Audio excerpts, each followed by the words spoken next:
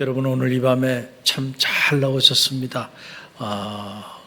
이 금요 성령 집회, 저도 오랜만에 이렇게 자리하는 것 같은데 반갑습니다. 오늘 이 밤에 성령의 은혜 가운데 여러분을 향한 하나님의 놀라운 생명의 말씀이 여러분 가운데 강하게 임하게 될 줄로 믿습니다. 기도는 기적을 만듭니다. 말씀은 능력이 있어요. 여러분, 이 믿음이 여러분 가운데 흔들리지 않게 되기를 간절히 바랍니다. 남다른 삶을 살아가는 사람들을 보면 그 사람이 남다른 삶을 살아가는 데는 다 그만한 이유가 있어요. 그래서 우리가 사실은 겸손한 자세를 가지고 배울 필요가 있어요. 탈무드에 보게 되면 세상에서 가장 지혜로운 사람은 모든 사람에게 배우는 사람이다. 늘 배우는 자세를 갖는 것이 참 귀한 거예요. 자, 우리가 다니엘을 통해서 배워요. 참 다니엘의 삶을 보면 그의 삶은 남다른 탁월한 삶을 살았으면 틀림이 없어요. 야, 어떻게 다니엘이 바벨론의 포로로 끌려가서 어떻게 무려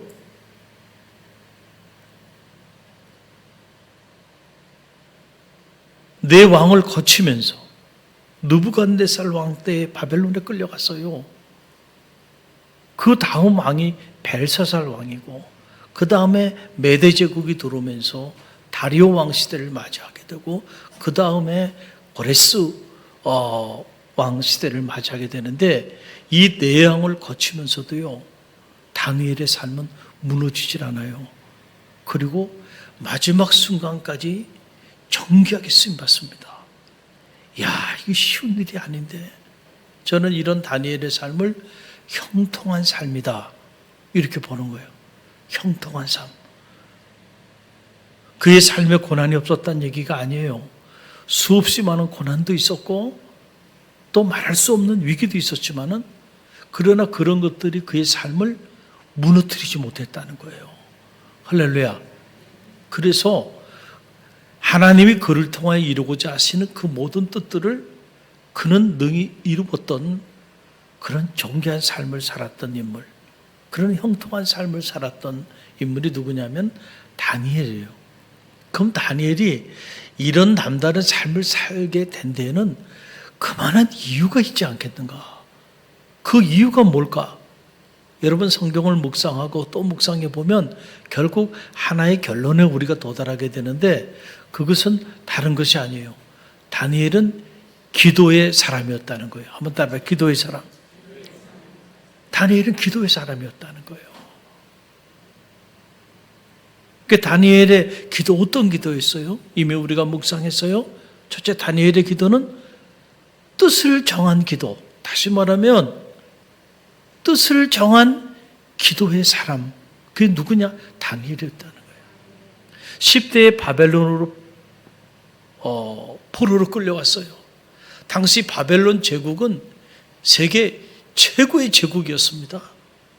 그런데 그 바벨론 제국의 10대로 노예로 끌려왔는데 다니엘은 성경을 보게 되면 아무리 바벨론 제국이 화려하고 막강한 힘을 가지고 있고 내가 나라를 잃고 이 나라의 포로로 끌려왔다 할지라도 이 바벨론 제국의 바벨론 왕의 술과 기름진 음식으로 내 몸을 더럽히지 않겠다고 뜻을 세웁니다. 여러분, 이게 중요해요. 그냥 기도한 게 아니에요. 뜻을 정하고 기도한 기도자가 누구냐면 다니엘이에요.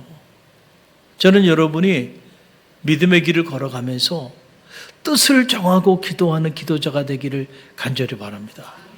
다르게 살기를 결단한 겁니다. 여러분, 이게 쉬운 일이 아니에요.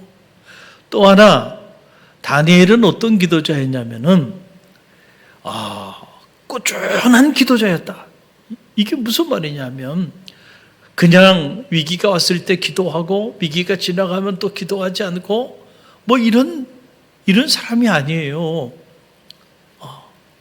느부갓네살 왕 그때 10대에 바벨론의 포로로 끌려와가지고 벨사살 왕 다리오 왕을 거쳐요. 다리오 왕 때는 이미 지금 오늘 본문에 나오는 이 사자굴에 던져지는 위기에 처해 있는 이 상황이 다리오 왕 때의 일인데 그의 나이가 이미 한 80 정도 됐을 때입니다.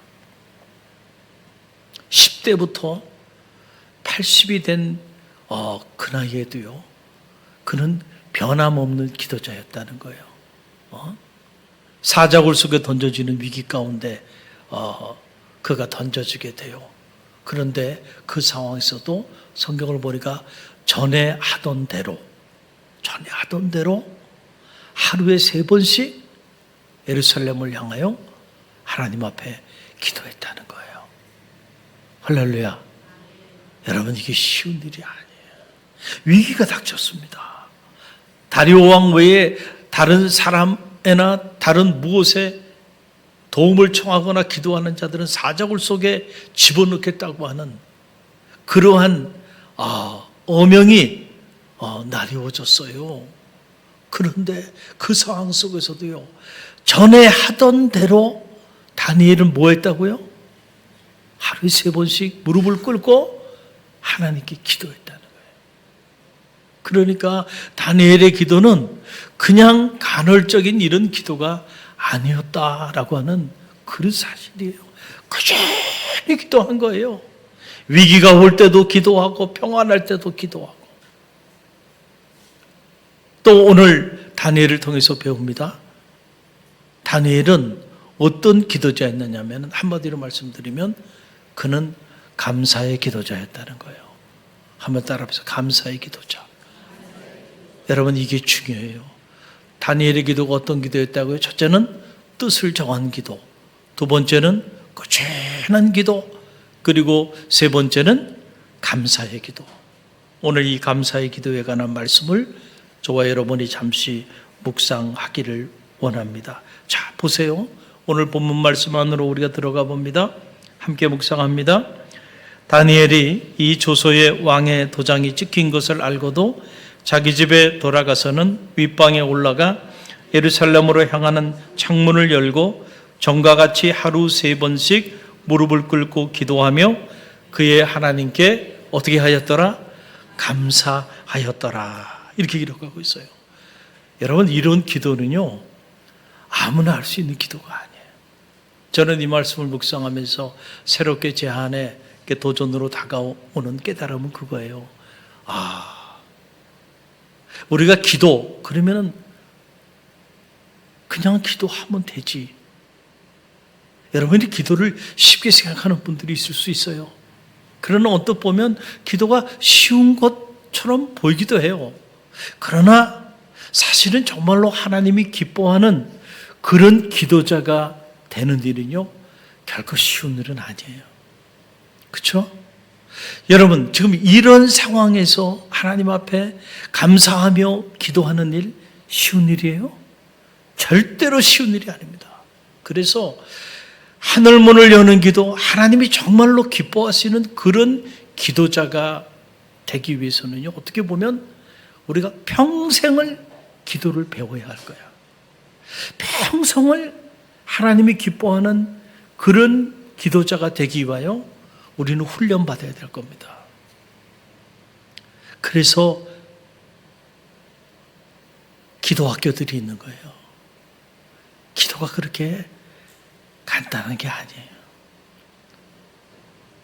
어떻게 그 상황에서 다니엘이 하나님 앞에 감사의 기도를 올려드릴 수 있었을까라고 하는 그러한 사실입니다. 여러분, 10대에 팔려가서요, 노예로 끌려가서 지금 80이 됐어요. 그리고 2제국을 거치면서 다리오 왕 때에 산전수전을 다 겪고 그의 나이 80에 이 메대 제국에 3명의 총리를 세우는데 그 3명의 총리 중에 한 사람의 자리에 오른 겁니다. 그런데 한순간에 그 직위에서부터 박탈당한 위기 가운데 놓이게 된 거예요. 여러분, 그냥 그 직위에서 박탈당하는 정도가 아니고 사자굴 속에 던져져 찢김당하는, 목숨을 내놓아야 되는 이런 위기 가운데 지금 봉착하게 된 거예요. 그런데 가만히 생각해 보면, 아니, 다니엘이 총리로서 어떤 일을 하다가 그가 좀 실수를 하고 잘못을 해서 그것 때문에 이런 어려움을 당했다고 한다면, 그래도 어느 정도 다니엘 입장에서 보면 내가 잘못했으니까 책임을 져야지, 이런 어떤 생각이 들 수 있겠지만은 다니엘이 잘못한 게 하나도 없어요. 다니엘은 신실한 사람이었습니다. 그리고 그의 주군에게도 신실했어요. 그리고 자신에게 맡겨진 일들에 대해서 청명하고 민첩하게 늘 성실하게 맡겨진 일들을 잘 감당했어요. 오히려 그렇게 신실하게 잘 감당한 그 일 때문에 나머지 총리들과 고관들에게 시기와 질투를 받게 되고, 그 일 때문에 이렇게 안타까운 삶의 상황에 던져지게 된 거예요. 여러분 한번 생각해 보세요. 억울했을까요? 안 억울했을까요? 너무너무 억울했을 거예요. 정말 잠이 오지 않을 정도로 속상했을 거예요. 여러분 한번 생각해 보세요. 우리는 신앙생활하면서 보면 누가 좀 나의 수고를 알아주지 않는다, 그래서 어떤 경우에는 섭섭증에 빠지고, 누가 좀 나의 어려움을 이렇게 좀 헤아려 주지 않는다고 해서 너무 쉽게 시험에 빠지기도 해요. 어떤 사람은 누가 좀 나에 대해서 안 좋은 이야기를 하거나 그 일로 인해 내 명예가 좀 손상이 되거나, 아니면 더 나가서 어떤 내 삶에 어떤 큰 손해를 보게 되거나, 이런 일에 봉착하게 되면요, 아마 그 사람이 상대가 누구든지 물불 가리지 않고요, 화를 내면서 때로는 소송도 걸고요, 여러분이 누군가에 의해서 모함을 당하고 그 누군가에 의해서 여러분이 하지도 않은 그 일 때문에 어려움을 당하고 여러분이 큰 손해를 입게 된다고 한다면 여러분 가만히 있겠어요? 절대로 가만히 있지 않습니다. 화를 내고요, 어떻게 해서라도 그 사람과 싸워서 내 명예를 회복하고 그리고 내 손해를 회복하려고 그렇게 달려드는 게 인지상정이에요. 지금 다니엘의 상황 속에 우리가 한번 들어가 봐요. 자, 그가 그 오랜 동안 쌓았던 명예, 그가 지금 쌓았던 그 직위, 더 나가서 자기 목숨까지 빼앗김을 당하는 이런 끔찍한 상황에 던져지게 되잖아요. 그것도 철저히 모함에 의해서. 그러니 여러분이 그런 상황에 봉착하게 됐다고 한다면 과연 여러분은 어떻게 반응했을까? 지금 다니엘이 믿음의 길을 걸어가면서 하나님 앞에 뭔가 잘못한 일이 있는 것도 아니고, 그가 사람들에게 뭔가 누군가를 해코지해서 그 일로 인해서 어려움을 당하는 지금 그 상황도 지금 아니란 말이에요. 이런 상황이라고 한다면 여러분은 어떻게 반응을 하겠는가라고 하는 그런 사실이에요. 정말로 너무너무 억울해가지고 여러분 잠이 오지 않았을 거예요. 그런데 여러분, 놀라운 사실은요, 자, 이런 끔찍한 상황에서도요, 다니엘은요, 전에 하던 대로 하루에 3번씩 하나님 앞에 무릎을 꿇고 하나님 앞에 감사의 기도를 올려드렸다는 거예요. 여러분, 이게 쉬워요? 절대 쉬운 일이 아니야. 정말 쉬운 일이 아니야. 그래서 이 말씀은요, 이 다니엘서 6장 10절의 말씀은 평생을 묵상해야 될 말씀이야. 왜? 내가 이 말씀을 내 머리로 아는 것하고 내가 정말 다니엘처럼 이 말씀대로 사는 것은 다른 문제이기 때문에 그래요. 내가 정말 이 말씀대로 살 수 있는 그때까지 이 말씀을 묵상하고 또 묵상하고 또 묵상하고 또 묵상해야 돼. 할렐루야. 다니엘과 같은 그런 기도자가 되기 위해 우린 기도해야 돼요. 성경에 자세히 나와 있지 않지만은 여러분 한번 상상을 해보세요. 다니엘이 하나님을 잘 믿는다고, 그래서 하루에 3번씩 하나님 앞에 기도하고, 그리고 다니엘이 누구보다도 신실하게, 그런 신실한 하나님의 자녀로 그렇게 살았어요. 자, 그런데 왜 다니엘에게 이런 어려운 문제가 생기나요? 그렇게 살았는데 왜 다니엘이 이렇게 끔찍한 고난을 당해야 하나요? 아마 성경에 나와 있지 않지만은 다니엘 주변에 다니엘을 알고 있었던 많은 사람들이 다니엘에게 그랬을 거예요. 야, 너는 그렇게 유별나게 하나님을 섬기고 그렇게 신실하게 신앙생활을 한다고 하면서 왜 너에게는 그런 어려움이 있니? 왜 내 삶에 이런 고난이 왔어? 어떤 사람은 조롱하기도 하고, 어떤 사람은 그가 지금 처해 있는 이 끔찍한 위기와 고난의 상황에 대해서 비난하기도 하고, 이 일 때문에 야, 하나님이 살아계시면 어떻게 너에게 이런 삶을 그냥 용인할 수 있니? 하나님 살아계시지 않는 거 아니야? 아마 그렇게 다니엘을 조소하는 사람들도 있었을 거예요. 여러분 분명히 기억하시기 바랍니다. 우리가 아무리 신실하게 믿음의 길을 걸어가도요, 때때로 예기치 않은 먹구름이 우리 가운데 몰려오기도 합니다. 고난을 당하기도 합니다. 평생을 여러분이 꽃길만 간다고 여러분 성경 어디에 그렇게 기록이 되어 있어요? 그건 성경적이지가 않아요. 때로는 광야의 거친 땅을 지나기도 해요. 할렐루야. 때로는 홍해가 우리 인생에 발목을 잡기도 해요. 앞으로 가자니 홍해가 가로막혀 있고 뒤에 보니까 애국 군대가 쫓아오고 진퇴양난입니다.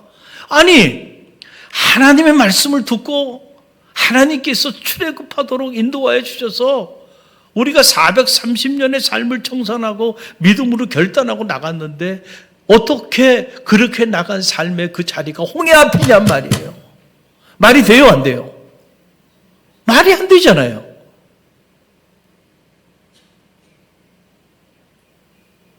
그러나 하나님은 이 홍해를 통하여 하나님은 다 큰 그림을 가지고 있다는 거예요. 할렐루야.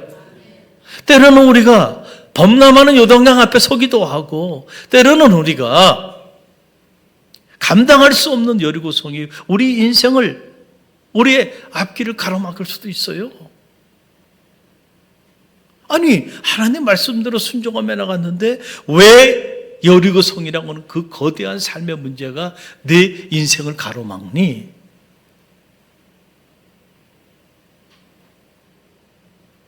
우리는 그렇게 생각할 수 있어요.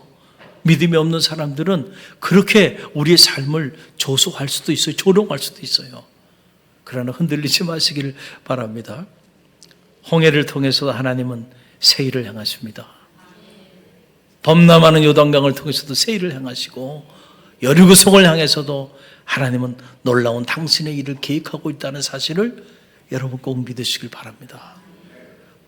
여러분, 우리가 이런 위기 상황 속에서 다니엘이 하나님 앞에 여전히 흔들리지 않고 감사의 기도를 올려드렸다는 거예요. 이게 참 놀라운 일이에요. 여러분, 기독교 신앙이 말하는 감사는요, 엄밀히 말하면 고난 속에서 드리는 감사입니다. 할렐루야.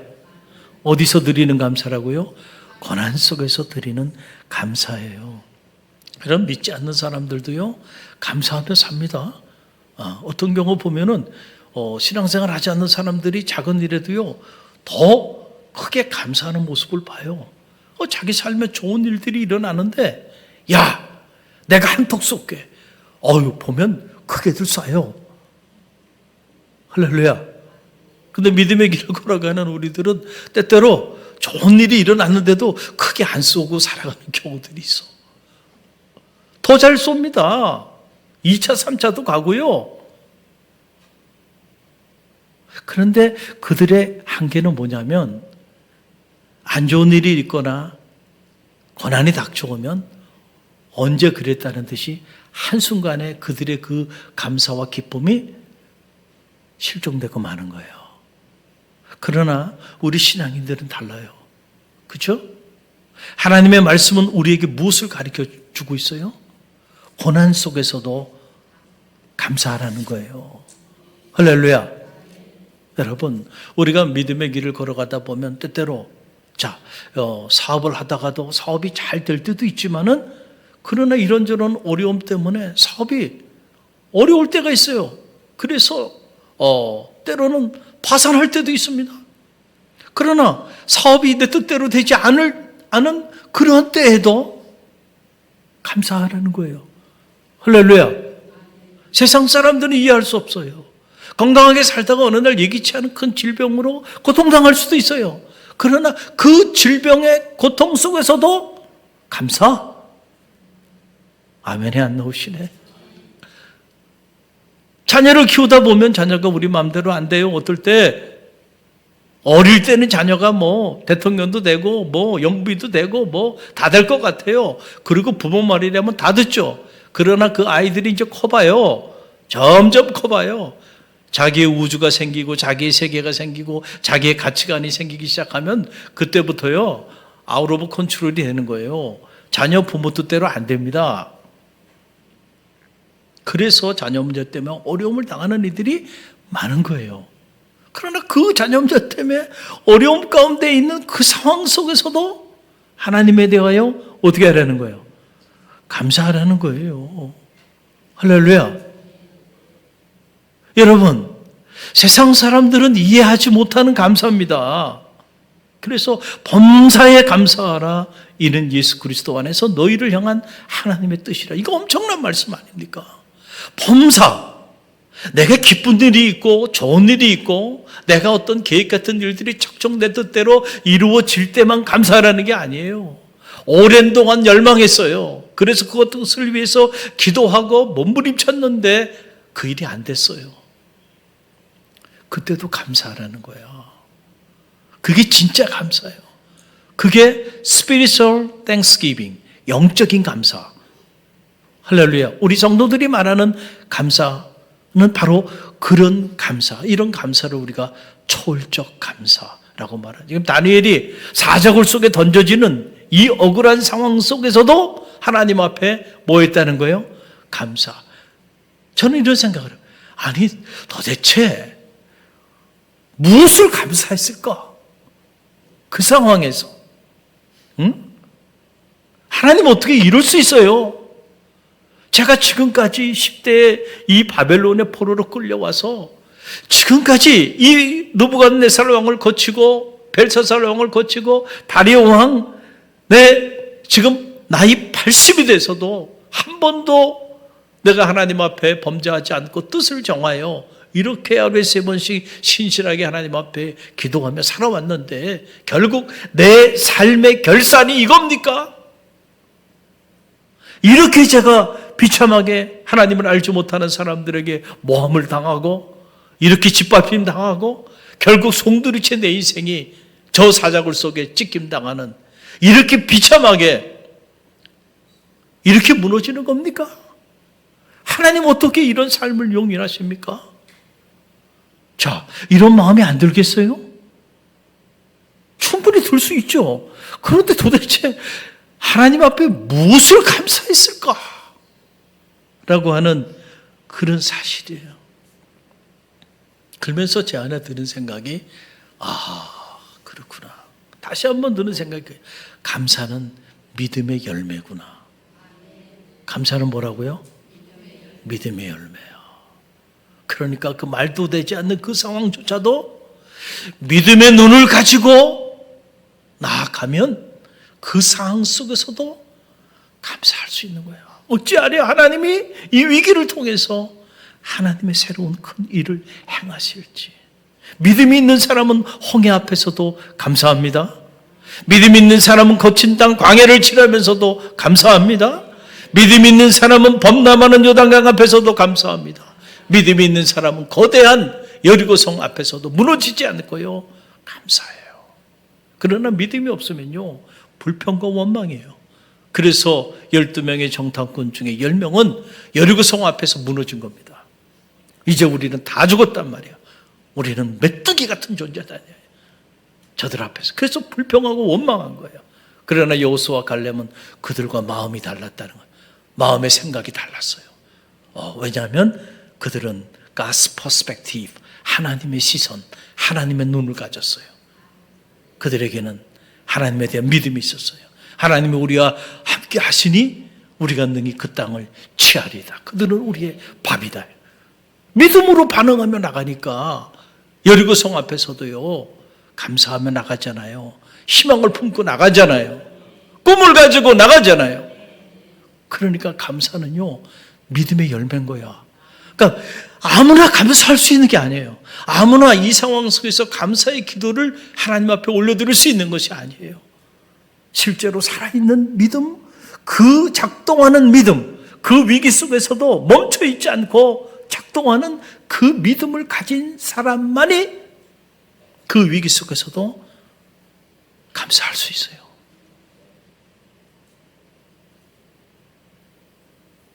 저는 여러분의 믿음이 위기 가운데서도 작동되어지기를 간절히 바랍니다. 그래서 그 위기 가운데서도 감사를 잃지 않는 감사의 기도자가 되시기를 주님의 이름으로 간절히 축원드립니다. 우리가 맥주감사 절을 앞두고 있어요. 이제 내일 모레면 맥주감사 주일을 맞이하게 되는데 한번 우리가 우리 자신을 한번 돌아봤으면 좋겠어요. 과연 나는 어떤 기도자로 한 해의 반년을 살아왔는가? 과연 나는 어떤 하나님 앞에 감사자였는지 여러분 자신을 한번 점검해보는 지혜가 있게 되기를 간절히 바랍니다. 근본에 제가 이 짧은 병원 치료를 이렇게 받으면서 제 안에 참 많은 은혜가 있었어요. 참 제 가슴 속에 뼈저리게 이렇게 느낀 것 중에 하나가 바로 뭐냐면 감사예요. 감사. 하나님이 이미 제게 주신 것들, 제가 이미 누리고 살아가는 것들 돌아보니까 그런 것들에 대해서 정말 진심으로 감사하며 살았는가 보니까 제가 그러지 못했더라고요.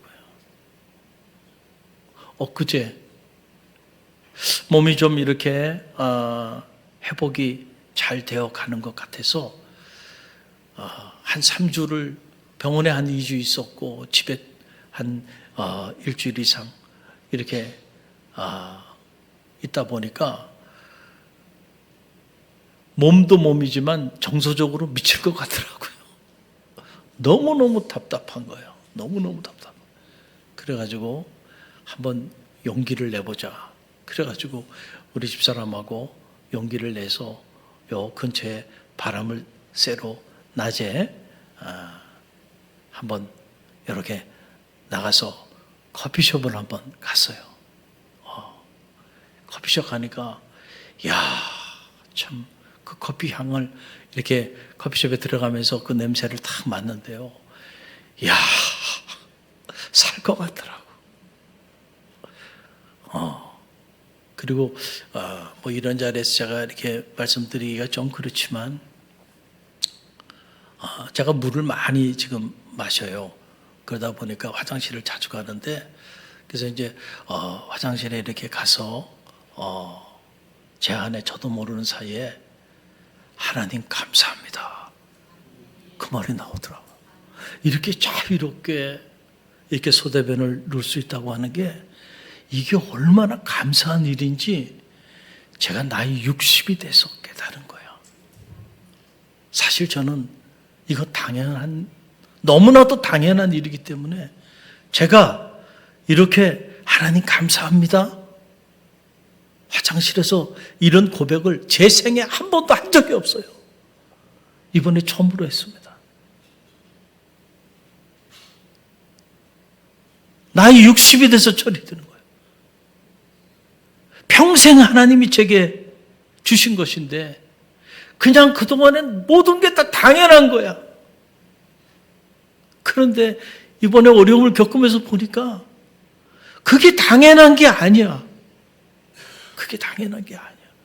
너무너무 고맙고 너무너무 감사한 거야. 그 뼈저리게 느꼈어요. 우리는 이미 누리고 있는 것도요, 진심으로 감사하며 살지 못하고 많은 경우 보면 너무 하나님 앞에 좀 감사에 있어서 인색하게 살아가고 있지 않은가. 저 그런 생각이 들었어요. 정말로 하나님의 은혜가 복받쳐 오르고 오늘 내가 숨을 쉬고 살아가는 것들, 이 모든 것들이 하나님이 내게 주신 특별한 선물인 것이라는 사실을 정말로 느낀다면요, 감사할 제목이 너무너무 많아요. 자녀가 눈에 넣어도 아프지 않나요? 그 자녀 하나님이 선물로 주신 거예요. 감사하십시오. 날마다 자녀를 주신 하나님 앞에 감사하세요. 여러분 마음껏 신앙생활할 수 있는 이 아름다운 교회 주셨죠? 여러분 이거 감사할 일입니다. 할렐루야. 감사할 게 하나 둘이 아니야. 그냥 내가 누리고 있는 것, 지금 다니엘은 빼앗겨도 감사한 거예요. 근데 우리는 누리고 있는 것도 감사하지 못하고 살아간다고 한다면 얼마나 안타까운 일일까. 그러면서 제 안에 이렇게 제가 좋아하는 노래, 우리 김경민 목사님이 지은 감사라는 노래 가사가 이렇게 제 안에 이렇게 떠오르더라고요.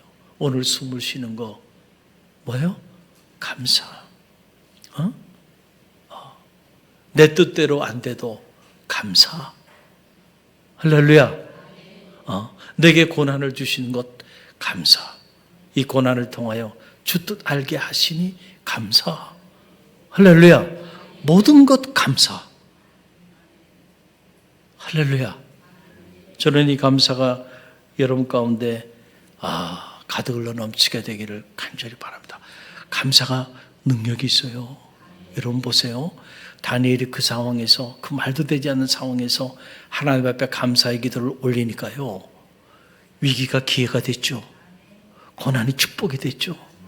그 사자굴 속에 다니엘이 들어가게 되었지만은, 그러나 사자굴 속에서 털끝 하나 상함받지 않게 되고, 오히려 다니엘을 사자굴 속에 모함해서 넣고자 했었던 그 사람들이 사자굴 속에 던져지게 돼요. 위기가 기회가 됐어요. 고난이 축복이 됐어요. 이렇게 다리오 왕이 다니엘의 하나님을 칭송하고요, 다니엘을 더 존귀한 자로 들어서기 시작하는 거예요. 감사가 능력이 있어요. 여러분이 정말로 하늘 문을 여는 기도, 그건 감사의 기도입니다. 할렐루야. 오늘 이 밤에 저는 여러분들이 많은 기도 제목들 가지고 나오셨을 텐데 다른 기도 제목 다 두고요, 하나님 앞에 간절함으로 다니엘처럼 감사의 기도를 올리는 밤이 되기를 간절히 바랍니다. 감사의 기도가 축복의 문을 엽니다. 감사의 기도가 기적의 문을 엽니다. 감사의 기도가 위기를 기회로 만들고, 감사의 기도가 오늘 고난을 축복으로 만들어갑니다.